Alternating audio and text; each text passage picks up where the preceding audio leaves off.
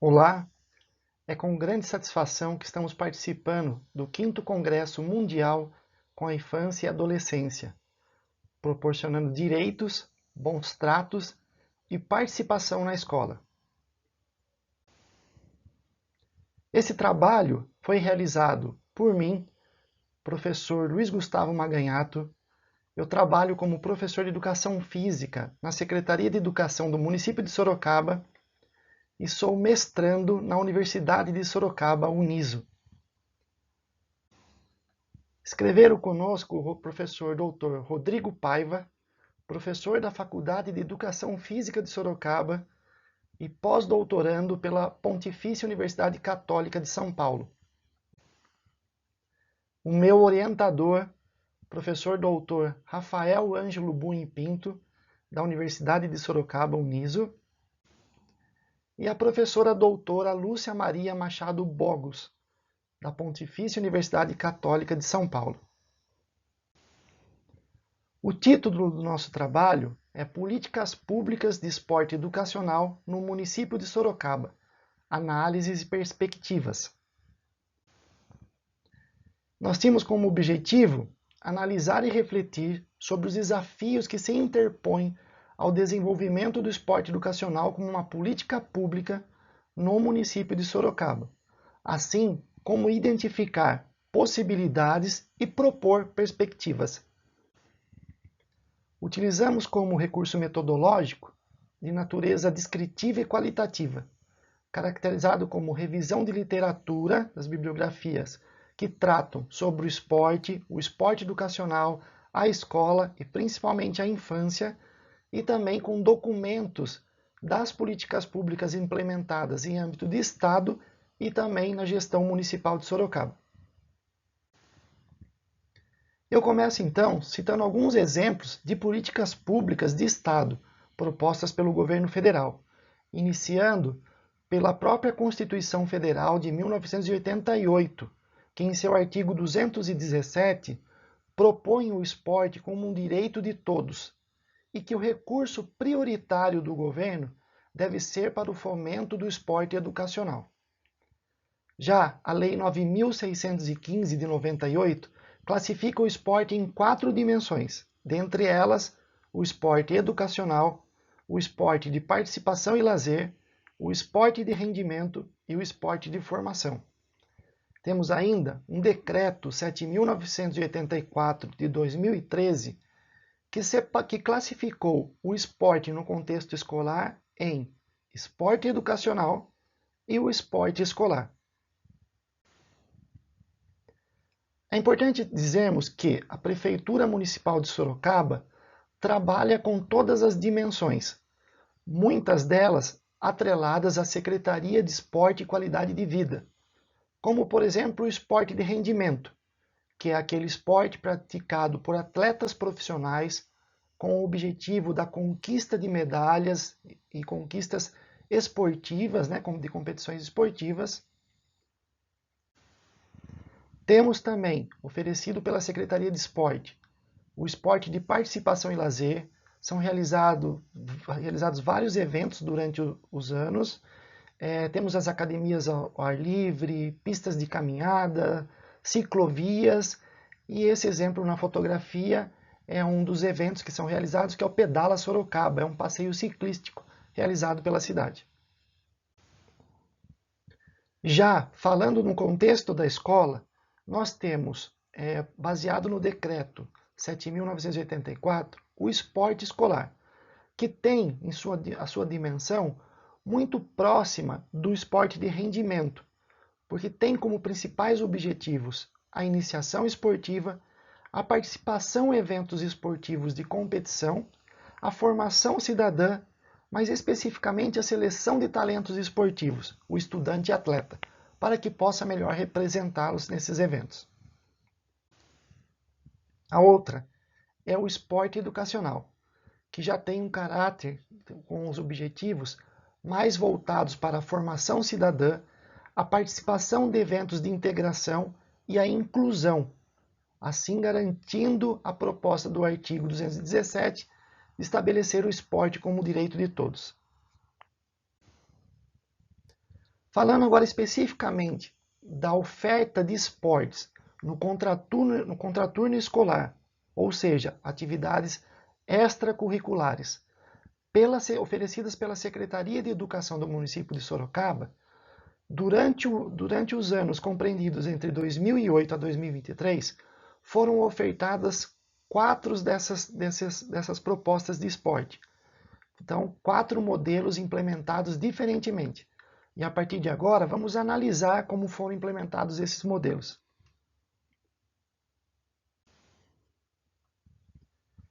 Vamos começar com relação à faixa etária e os anos escolares desses alunos.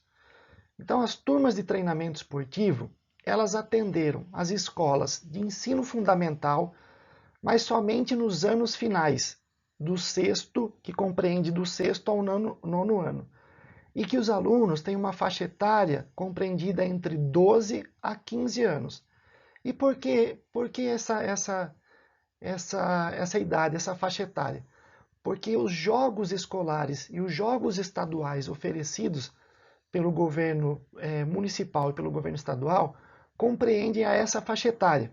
Então, por esse motivo, as turmas de treinamento esportivo, com toda aquela característica de descoberta do talento esportivo, do estudante atleta, atendem a esse público específico. Já um outro projeto que passou pela secretaria foi o projeto de vôlei. Esse atendia ao ensino fundamental, anos iniciais, do 1º ao 6º ano, alunos na faixa etária entre 6 a 11 anos de idade. Assim bem como o projeto de rugby. Também alunos do ensino fundamental, anos iniciais, 1º ao 6º ano e de 6 a 11 anos de idade. E por último agora o projeto Eu Pratico, que ainda está vigente na secretaria, lançado em 2022, que atendem o ensino fundamental, tanto nos anos iniciais, bem como os anos finais, atendendo um público então do 1º ao 9º ano, numa faixa etária entre 6 a 15 anos de idade. Analisando agora o modelo de implementação por meio de um número de instituições educacionais atendidas para cada um dos projetos, as turmas de treinamento esportivo atenderam apenas 5 escolas do município, porque são apenas 5 escolas dentre as 59 de ensino fundamental, apenas 5 escolas atendem aos anos finais, do 6º ao 9º ano.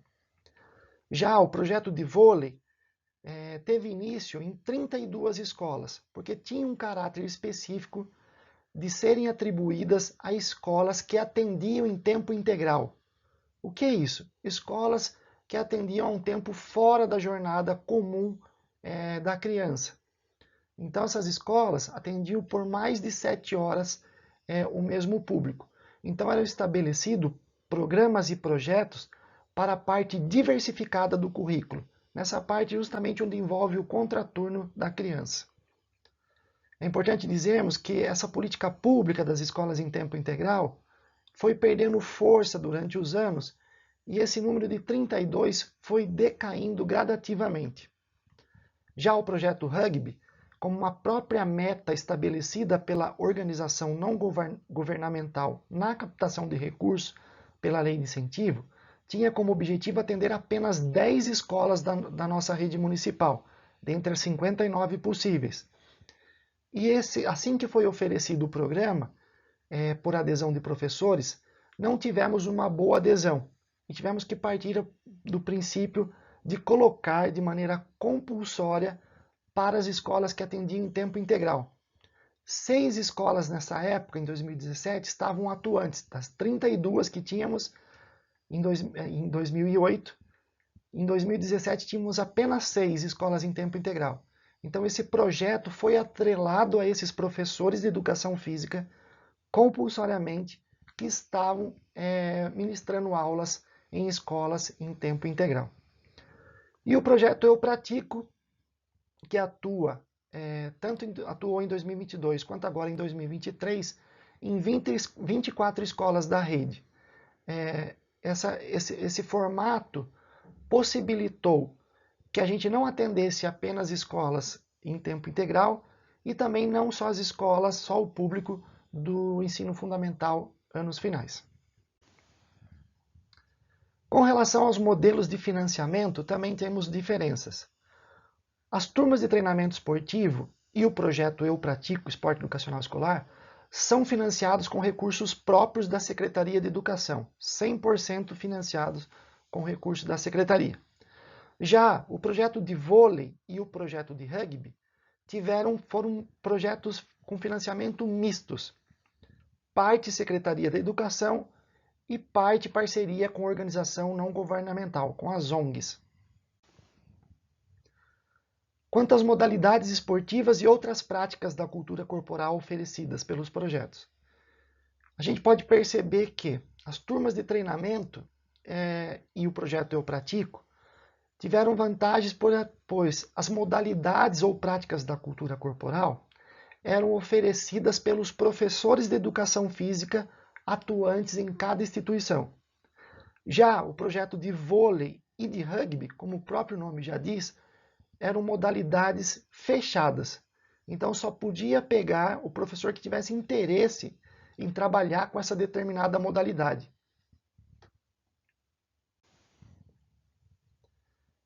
O projeto de vôlei, é importante salientarmos que recebia a lei de incentivo ao esporte do governo federal.